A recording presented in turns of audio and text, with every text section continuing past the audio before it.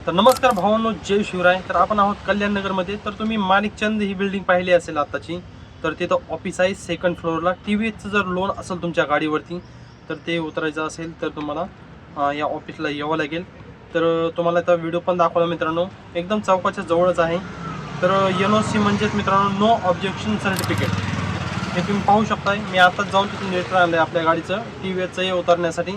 तर विषय असा आहे मित्रांनो की याच्यावरती एक लास्ट डेट असते की त्याच्यामध्ये आतमध्ये तुम्ही RTOला जाऊन 35 नंबरचा फॉर्म जो आहे, हा फॉर्म 35 नंबर तुम्हाला साईडला पण देतो, तो भरायचा आहे. आणि तुमचं जी NOC HP जी आहे गाडीवरती ती उतरायची आहे. म्हणजे तुम्हाला गाडीचे जे डॉक्युमेंट असतात तुमच्याकडे RC बुक ते जमा करावं लागतं जुनं, आणि नवीन येतं.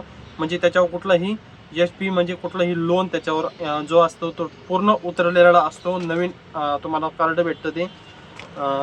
तर ठीक आहे मित्रांनो.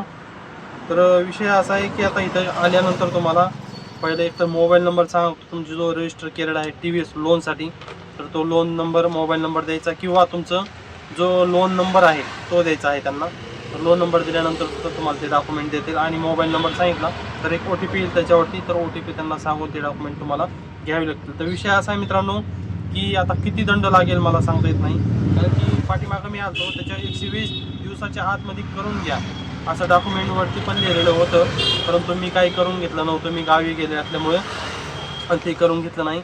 तर परत वापस आल्यानंतर मी बरंच लक्ष दिलं नाही. तर आता म्हटलं करून घ्यावं, हे HP उतरून घ्यावा गाडीवरचा, आणि मग आपले ओरिजिनल जे RC बुक आहे ते आपल्याला भेटेल.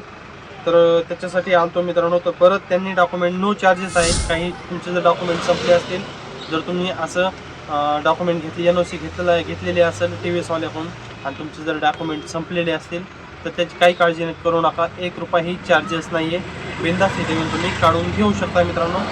तर तुम्हाला लोकेशन पण दिलेलं आहे, सांगितलेलं पाहिजे आहे कुठली सोसायटी आहे, ती बिल्डिंग आहे. तर याची आता नवीन दिले डॉक्युमेंट त्याच्यासाठी 90 डेज 90 दिवसाच्या आतमध्ये करून घ्या म्हणते. म्हणजे याला 3 महिन्याचा कालावधी आहे. पहिल्या डॉक्युमेंटला 4 महिन्याचा होता, आता याला 3 महिन्याचा आहे. तर हा मी RTOमध्ये जाऊन बघतो मी याला काही दंड आहे का, कारण की उशीर झालेला आहे मला. गाडीची जे परमिट असतं ते पण संपलेलं आहे मित्रांनो. तर दंड किती लागतोय काय होतंय पाहतो, तुम्हाला सांगतो पण. आणि तुम्हाला हे दंड लागू नये म्हणून मी व्हिडिओ बनवून टाकत आहे मित्रांनो, की तुमचा त्यातून काहीतरी फायदा होईल. तर ठीक आहे.